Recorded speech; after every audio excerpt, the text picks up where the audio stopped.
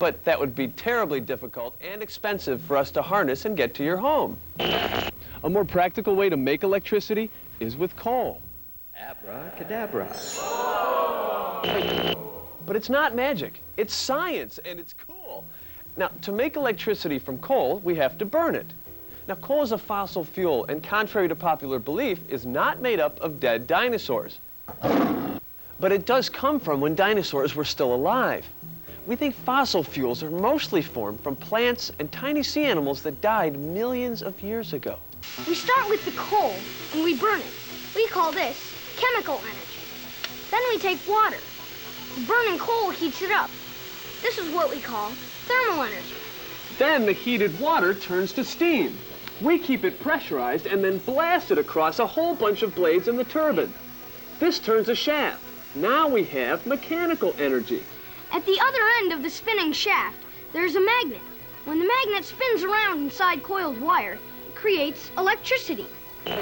That's the simplified version. The same thing happens here at Milliken, but on a much, much larger scale.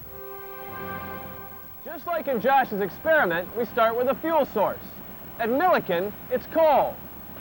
It comes in by the trainload, 2 to 3 times a week. These train cars hold up to 100 tons of coal each.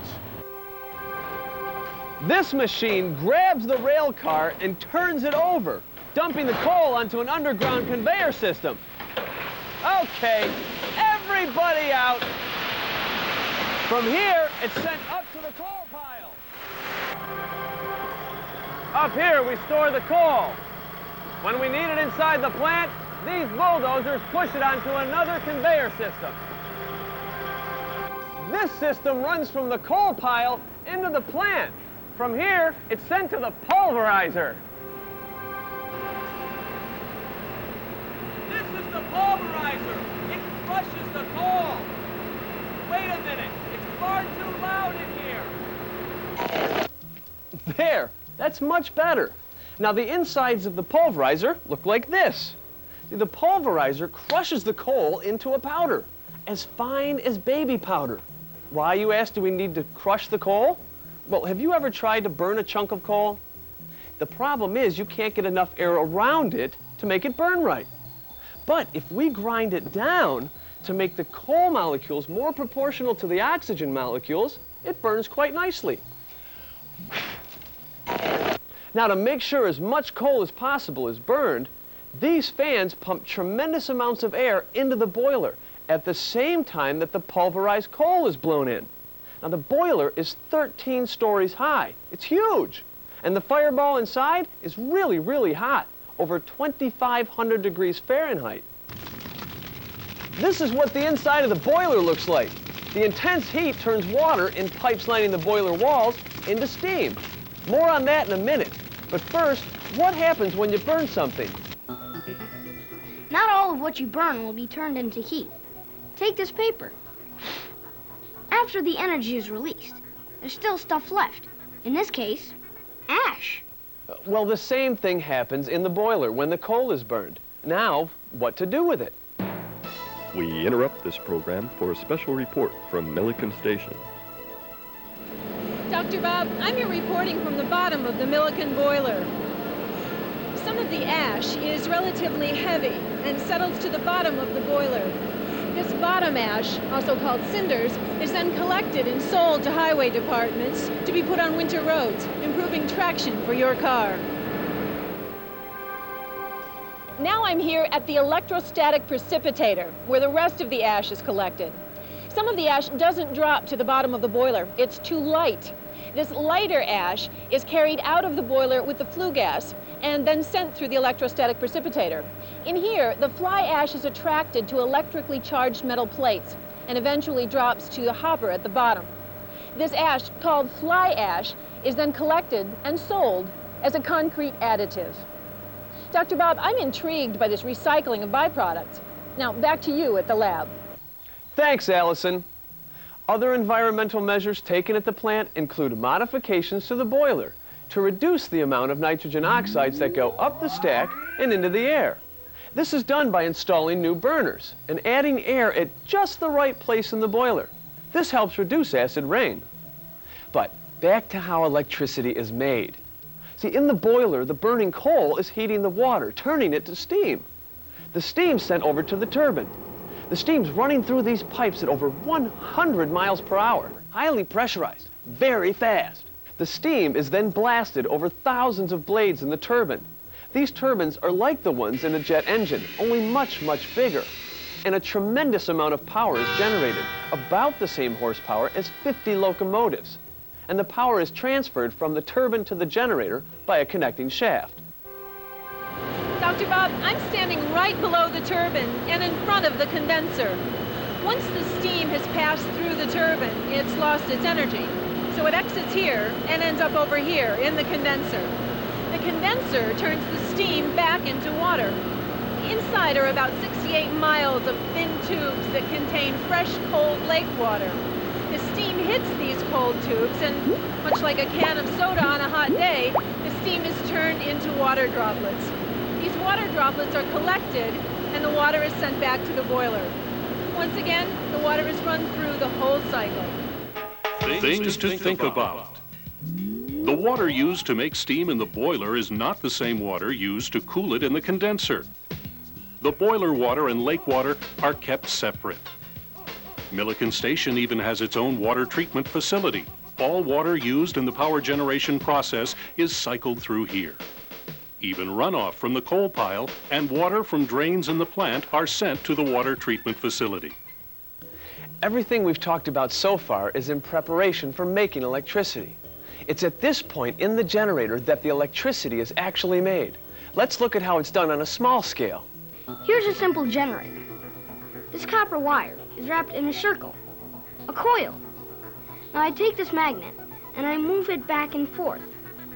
What I'm doing is using a magnetic field to move electrons inside the wire.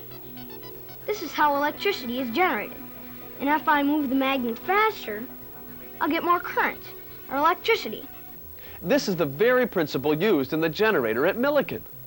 The more steam we put into the turbine, the more horsepower it supplies to the generator, and consequently, the more electricity is made.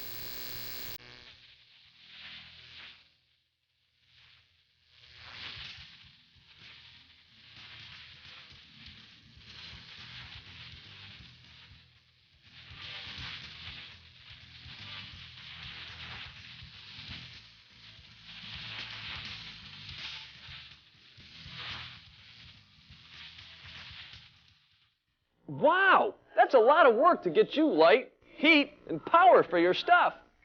Things to think about. Did you know that electricity can't be stored? It's constantly being made so that when you hit your light switch, the electricity's there. That means the power plant is working 24 hours a day, 7 days a week.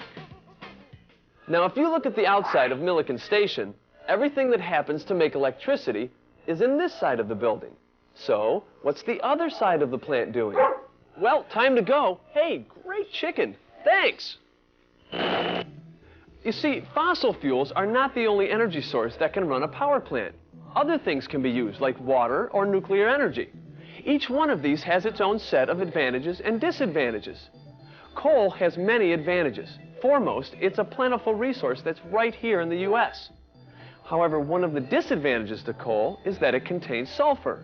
As the coal is burned, the sulfur in the coal forms a gas called sulfur dioxide. If the sulfur dioxide is just discharged into the air, it contributes to pollution. In fact, sulfur dioxide is a component of acid rain. So at Milliken, this part of the building houses the equipment that takes the sulfur out of the flue gas from the boiler so that our air stays clean. Here's how it's done. Basically, the flue gas is sent from the boiler over to the FGD system, the scrubber, to remove the sulfur dioxides. By the way, FGD stands for flue gas desulfurization. Let me show you how it's done. It's done with chemistry. Changing sulfur dioxide, a gas, into calcium sulfate, a solid. First, we take SO2 and add CaCO3 and H2O. This makes CaSO3. To this we add O2, which makes CaSO4. make sense? Don't let the chemistry lose you. Here's what's happening. The flue gas contains sulfur dioxide from burning the coal, right? SO2. That's sulfur dioxide's chemical name. Now, the flue gas containing the SO2 is sent over to the FGD system, the scrubber. Now, inside the scrubber building is a complex system that changes the sulfur dioxide. Most of the action takes place in the absorber module. You can think of the absorber module as a gigantic chemical converter. That's right, Josh. And limestone is the main chemical ingredient used for this conversion. Just like the coal had to be crushed, so does the limestone. It's brought in from outside the plant to these bins. From here, it gets crushed in the ball mill. The ball mill has 70 tons of steel balls, like this one, that roll around and crush the limestone. The crushed limestone is then mixed with water and sent into the absorber module as needed. Inside the absorber module, that looks like this, the flue gas is sent in and sprayed with a mixture of ground limestone and water. The mixture is called slurry and looks kind of like chocolate milk. Think of this spraying as a sort of rainstorm, scrubbing the gas clean and removing the sulfur dioxide. More specifically, the sulfur dioxide in the flue gas reacts with the limestone. The reaction between these two results in a new chemical compound, calcium sulfite. However, nothing much can be done with calcium sulfite. But by pumping lots of air into the absorber module, oxygen molecules bond with the calcium sulfite and change it into calcium sulfate, gypsum. And gypsum can be used. In fact, it's the main ingredient in wallboard.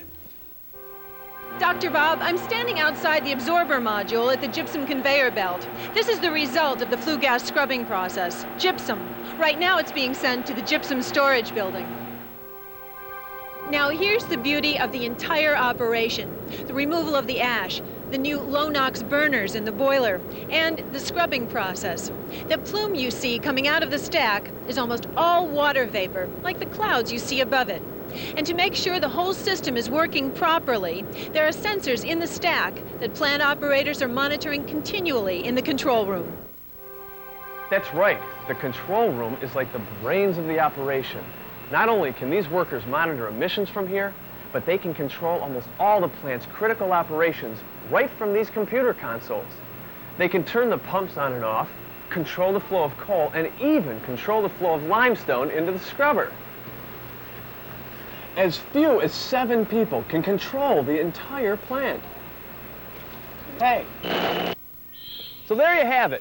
Milliken Station. Clean coal technology at work today, putting scientific principles to work in the real world. So put on your hard hat and safety glasses and check out Milliken Station for yourself. Think of it as walking through the machine that makes your electricity. Thanks for coming. Have fun.